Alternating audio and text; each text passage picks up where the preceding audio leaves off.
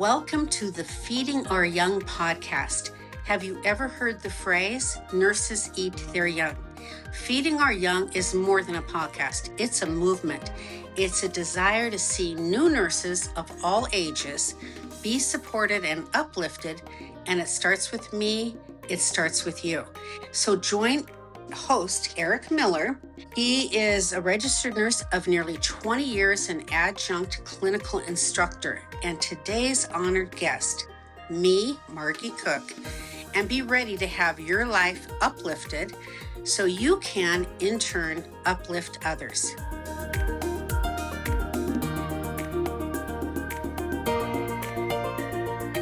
Welcome to the Feeding Our Young podcast.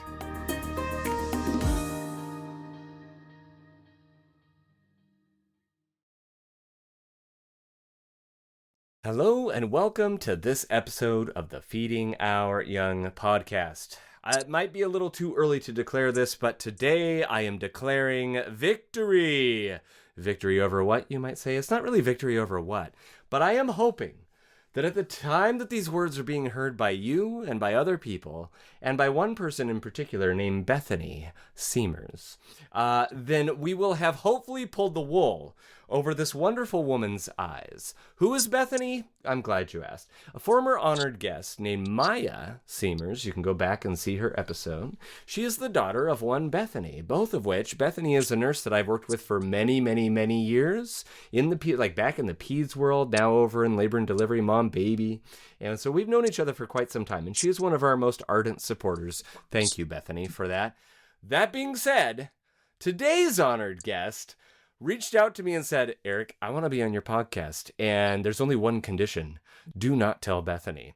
I have the honor of speaking with what is, will be the third generation of nurses the one, the only Margie Cooke. Margie, how are you this fine morning? I'm fine, thank you. And I say will be third generation nurse because Maya is currently in nursing school. And Bethany very early on was like, no, I can't, I'm not going to be on the podcast. No, thank you. But I will definitely support you. I will listen to people and all the things.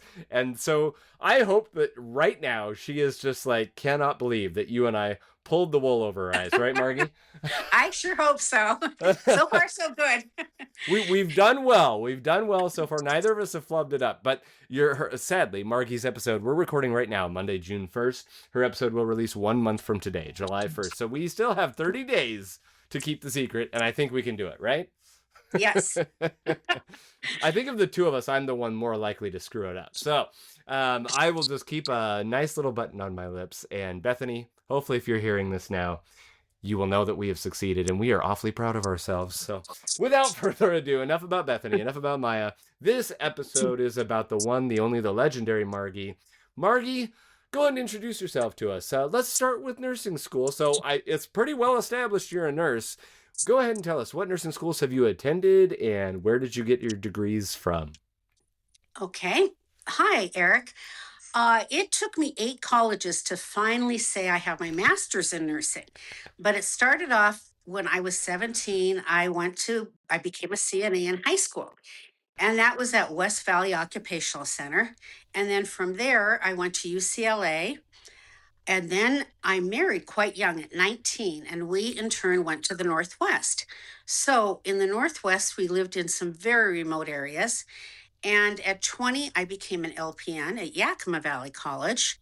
We moved again to Wenatchee, and I became an ADN at Wenatchee Valley College. And then we continued our move to some remote areas with my husband's work with the Department of Agriculture.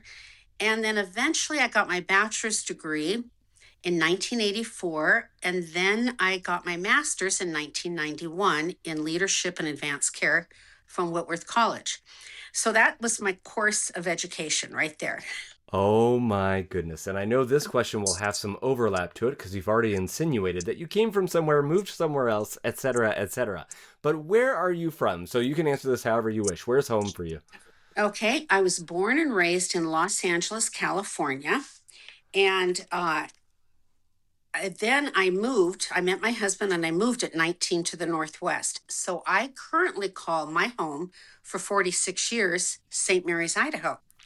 And that's where I have lived, and I've commuted all over the place to attain schooling and work, which is 70 miles each way to Sacred Heart. Yeah, I was going to say, I can't even, I'm going to throw my 2 cents worth in here because when we first moved to Spokane, my first job while I was going to SCC doing prereqs, trying to knock those out of the way while working full time with our first son, we had our first son at the time, I obtained a job that was based out of Hayden, Idaho. And I'm going to shout it out because the company doesn't exist anymore, but Powder Basin Associates. They were a mental health and psychiatric slash chemical dependency clinic and outpatient based, and I was their medical records department. They literally hired me to start their medical records department at a robust $9 an hour. And everybody's like, "Oh, was this back in the 80s?" No. This was 2000 and let's see, when did we move over here? 2002. And they took a chance on me, and I absolutely was so grateful for that. But as part of it, I got to travel to their satellite clinics. They had satellite clinics in Kellogg, in Sandpoint, and this little logging town called St. Mary's, Idaho. So I have traveled I've made that drive many, many times. I'd go up there every week or every other week during the winter when the roads were bad. You get stuck behind the logging trucks and everything. So the fact that you're from St. Mary's just tickles me to no end. Well, wonderful. So before we get to know more about you, what are the 3 words you would use to describe nursing school, having been to many? Well, I love school. So I will say the first one is interesting. Second, fascinating. And the third is thought provoking. Fantastic. And the sister question to that, what are 3 of your favorite songs in life right now? Well, it's a pretty tough question because I love a huge genre of music. But I will say, and they have different meanings for me, but one is I Love How You Love Me by Bobby Vinton, which is actually even before my time. Bad, Bad Habits by Ed Sheeran. And I like the song Edelweiss by In the Sound of Music. So it's kind of a variety, and that's where I really have a variety of interests with music. Oh, I love it. And Edelweiss is such a beautiful song. I love that you bring that one up. That's so fantastic. So Margie, before we start talking your career and all the things, we have these nice like icebreaker fluff questions I like to start with. Get you comfortable, get me comfortable. Okay. What am I talking about? You're already comfortable. But it also helps us get to know you a little better. So let's Okay. start with some fun icebreakers. And I really loved your answer to this one. Margie, what is your superpower? Well, I would say my superpower is the fact that I really love nursing. And I love to be that impetus, that spark that through my knowledge and sheer love helps patients and staff feel better, do better. When staff are not kind to one another, which really bothers me and has my whole career, my message, and I say this to all of them, especially the ones whose feelings have been hurt, they didn't get that promotion. I say, be that person who is more than, who builds up the group, who works solely or as a team to be more to each patient, to be more to each fellow nurse, and to be more to the group of healthcare providers. So, And any reason, if there's any reason anybody needed for why she's on this podcast, there you are. That's the exact thing we're trying to combat here. So I absolutely love that. Another fascinating, I love this peek into who you are. If you could have a meal with one person, dead or alive, who would that be? without a doubt, it would be Jesus. I find him absolutely amazing. I would love to be around him, listen to him, because he's had such an impetus in the world. And it's Mm-hmm. like, who is this man? Whom I know from scripture, but it'd be to really see him, it would be so interesting on earth. Mm-hmm. And another fascinating answer to this question. What is your greatest regret, Margie?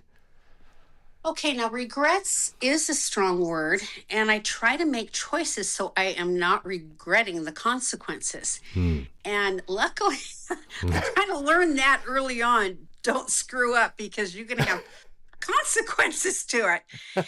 But, I always wish, if I was going to say regret, I wish I was kinder and more loving, like consistently.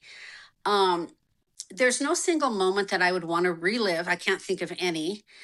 And if I make a choice that I don't think is good, I try to rectify it as soon as I can, whether it be in the personal world, working world, because we make choices constantly. And I think, oh man, I got to change that direction. Things are going. And, I worked as a supervisor for about 35 years, and you are in the middle of a variety of decisions. So I try to make a thoughtful decision to make the consequences better. But I don't live in a state of regret ever about anything, thank goodness. I love it. I Okay. love it. Well, let's get to know you a little bit better when you're not talking all things nursing, when you're not doing, and I'm so excited to dive into your career. You've been a nurse for how long now? It has been 49 years. 49 years. You are 1 year Yes. away from being a 50-year nurse. Yes. I'm 1 year away from being 50 years old. So for whatever works, I like it. This is great. Um, She can say 50, but it's 49. you're almost there. You're almost there, sister. Yes. So, getting to know you just a little bit more.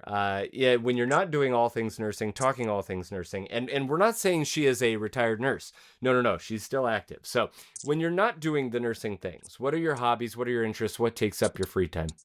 Okay. Well, for our entire married life, and when I was a child, we traveled a little bit, like a 2-week vacation, but not Mm. extensively to the beach because we lived in Southern California. But from the moment I met my husband, we have always traveled. So traveling is a big thing. And next February will be our seventh continent and last that we've gone to.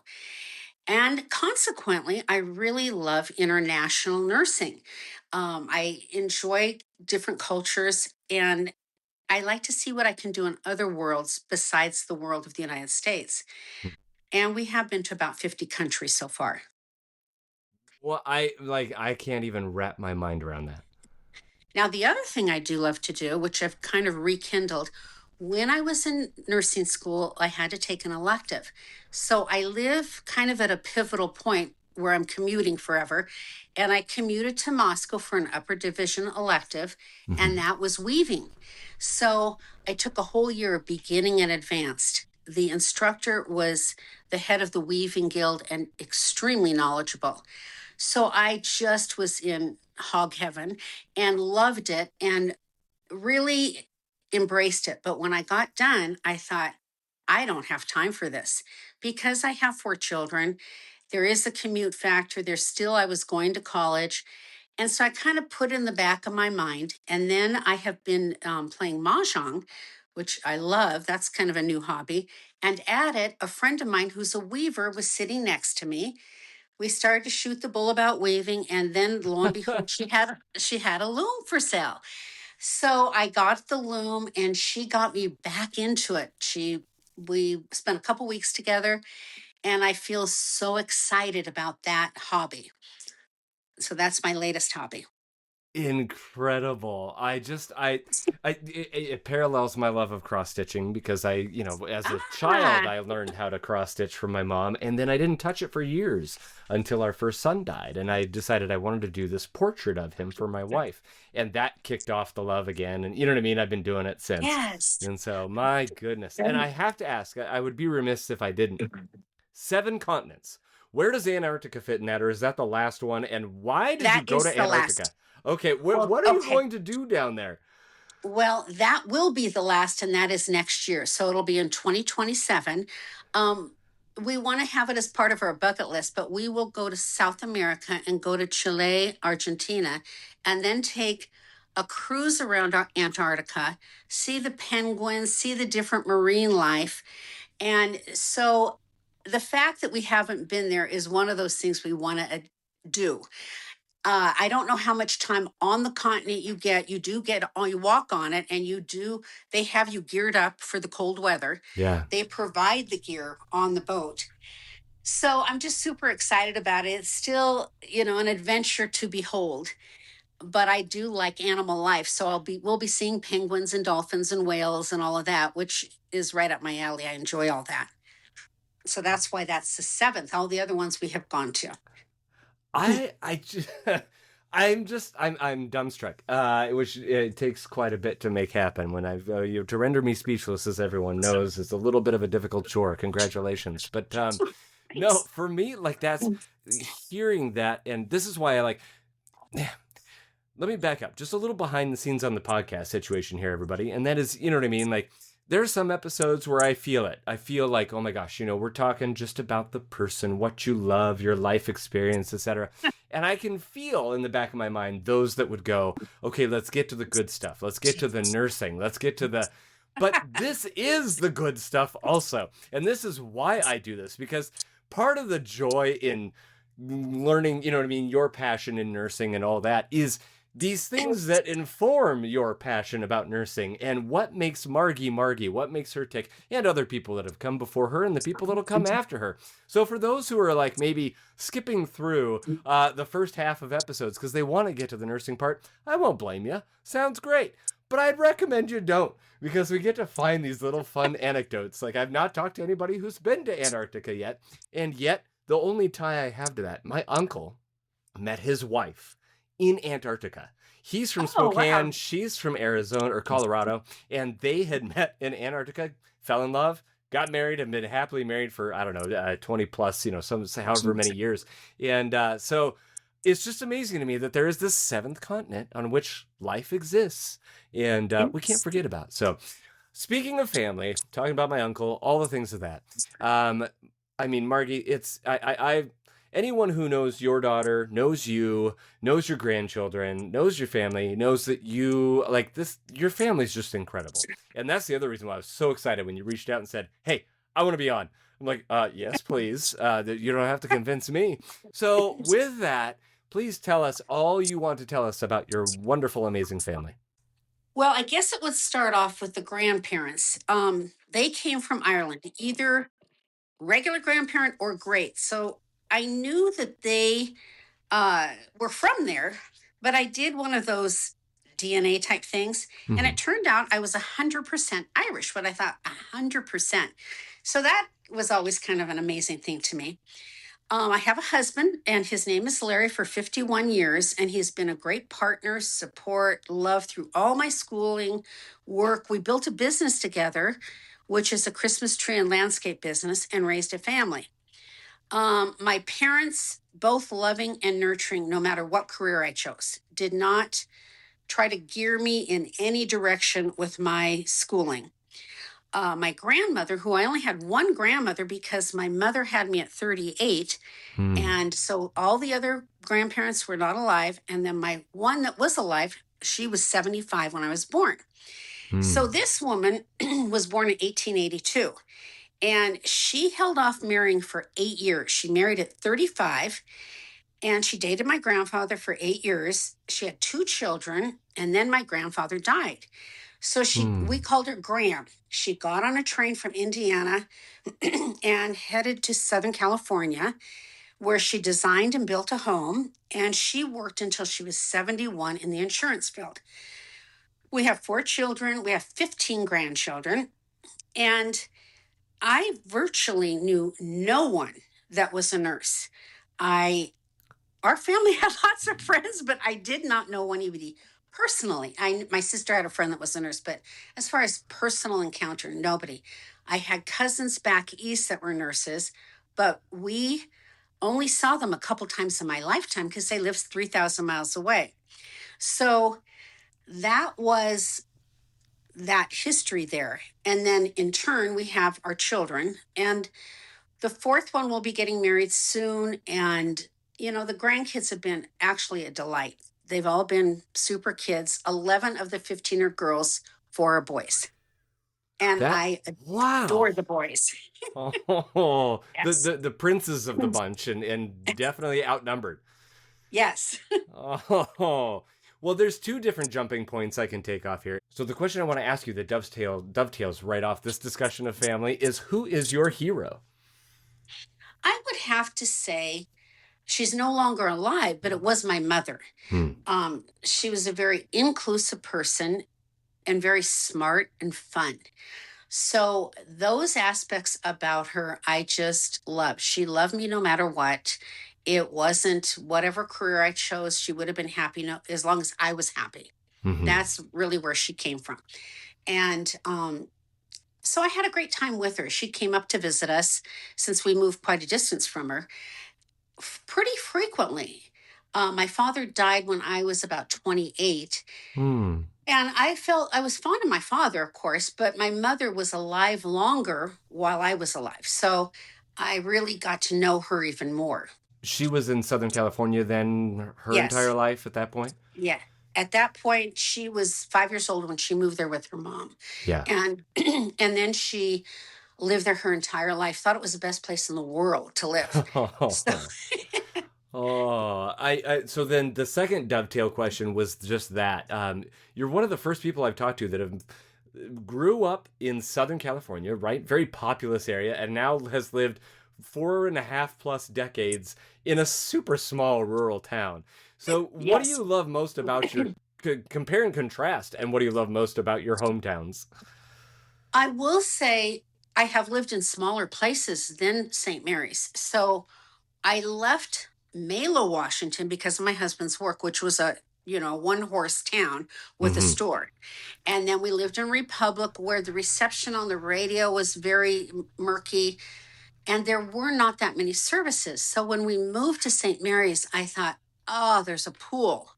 I can hear radio stations. I mean, my bar started to really change. And so then I thought, oh, we got a few more things here. And that was in the middle of the winter. So I saw that pool. It wasn't open, but there was a hole for a pool. Yeah. And so then uh, I would have to say the what I liked about a big city, and I'm very comfortable in a big city. I had just gotten back from New York City. I was very comfortable working at Sacred Heart. Is that I enjoy the people, the diversity, the cultures that you find in a big city. And that Hmm. is what I do enjoy.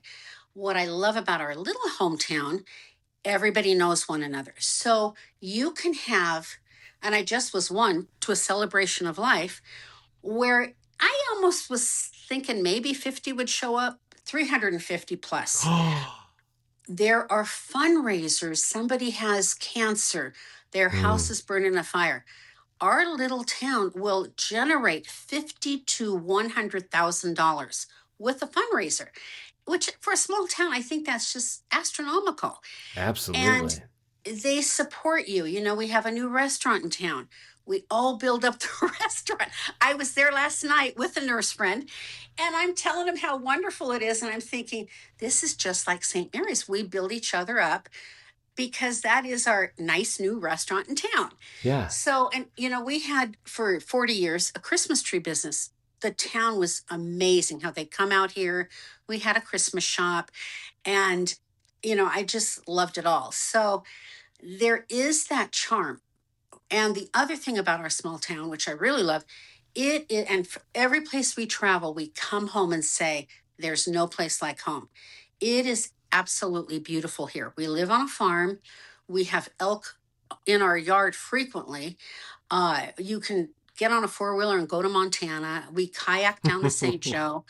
And it's like those precious gems you can't do without traveling very far. So that is right here. And that is what I enjoy.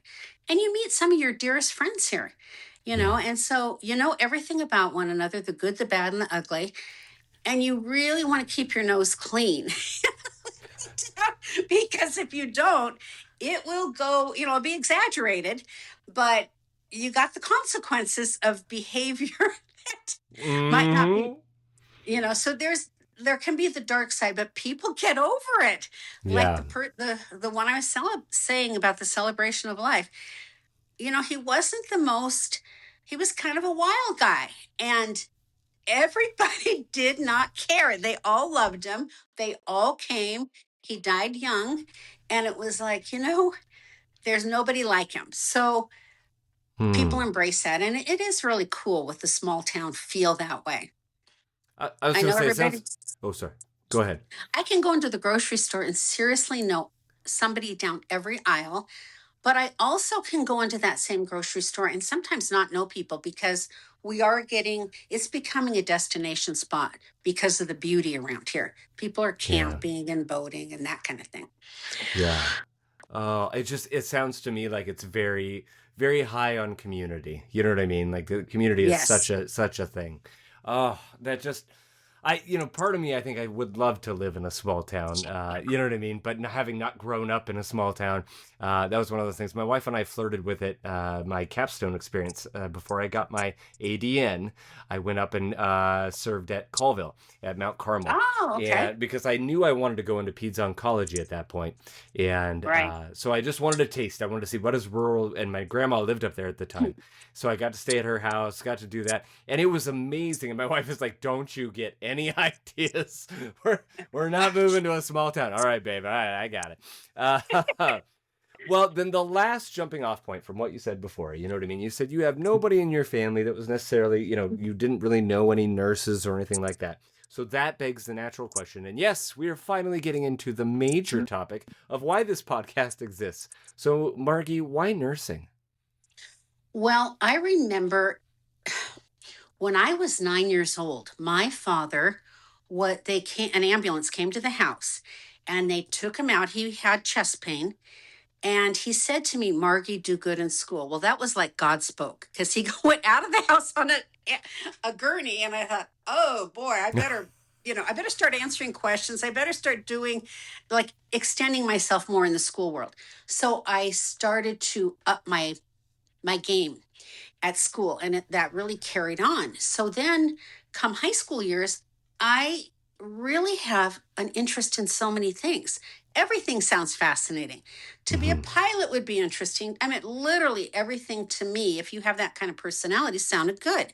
So then I thought, well, how can I be a mother? Because I wanted to be a mother, work not full time, but more part time, and have it all. Basically, in my mind, how could I have it all? And nursing has so many areas you can get into. Yeah. So I thought, okay, nursing makes a logical choice. I sort of reasoned it out in my mind without really guidance from anybody, my own brain. And then I applied to UCLA, and that's when I started in my pre nursing right there. Wow. Wow. Incredible. And I guess the second part of this question really too is let's talk about nursing school because like you have quite the history with that. We're not talking necessarily about careers yet at this point, but nursing school, like, so you decide you want to do nursing and yet you've hit many different degrees along the road. So just talk to us about that journey as far as like why.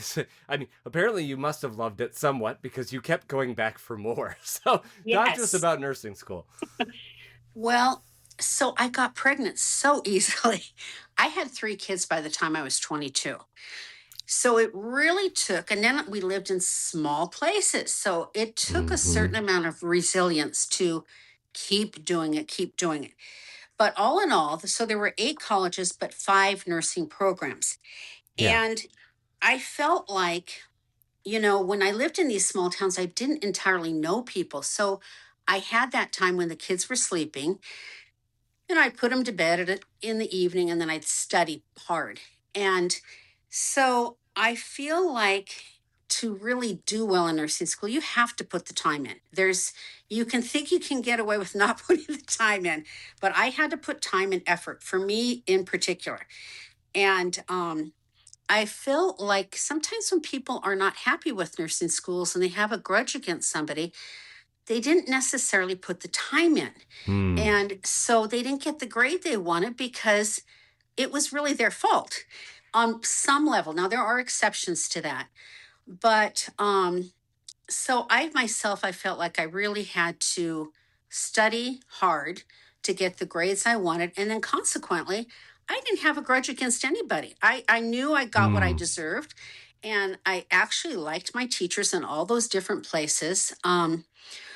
Well, and then there was one time, I want to say probably the toughest thing is when I was working on my master's and in my uh, thesis group, the chair, I just didn't like, she wanted me to change and or and the and articles, and it was in my mind getting nitpicky. And then she wanted her name on it too, because in that program, they have to publish also.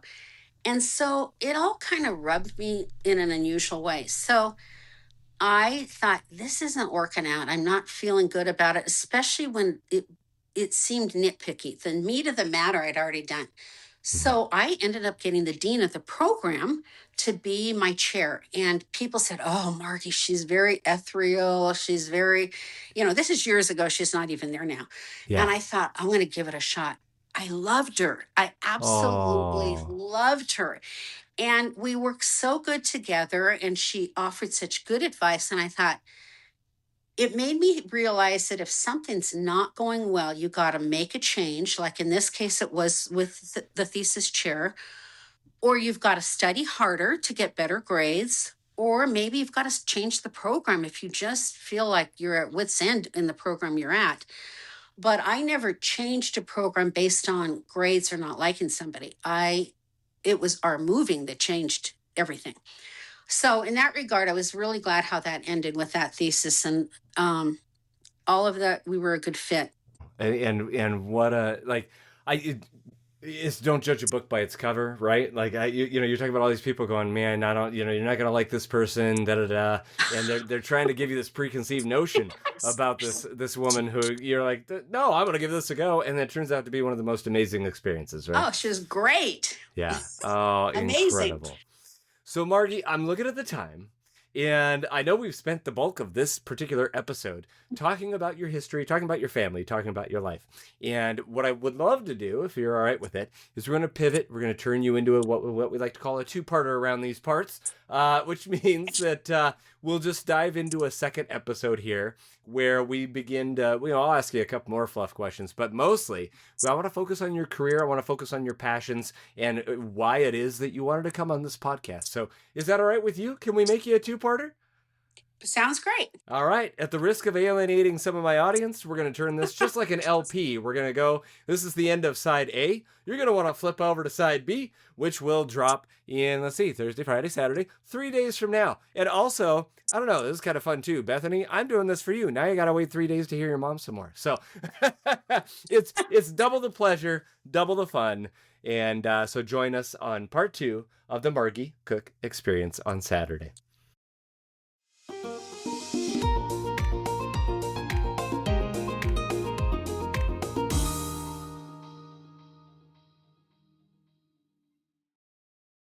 Here's what's happening on the next episode of Feeding Our Young. Well, I am very inspired by people that don't have everything wonderful. They're physically challenged. Uh, like a good example would be Helen Keller, where Hmm. she overcame obstacles. I have friends that don't have, that had a stroke, but they keep on keeping on. I am so inspired by those people, or people that have had personal tragedy and they figure out a way to move forward and think forward, because it is so heart wrenching and heartbreaking, and it can keep you stuck. So, people that pull through the stuck part and come out the other side, even though they look back on it and they have grief, they're still moving forward. And I think those people really are just the coolest people around.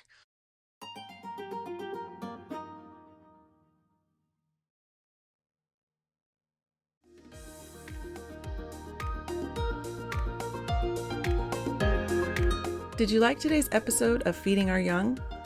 Want to know more about the Feeding Our Young movement? Check out our website at feedingouryoung.org.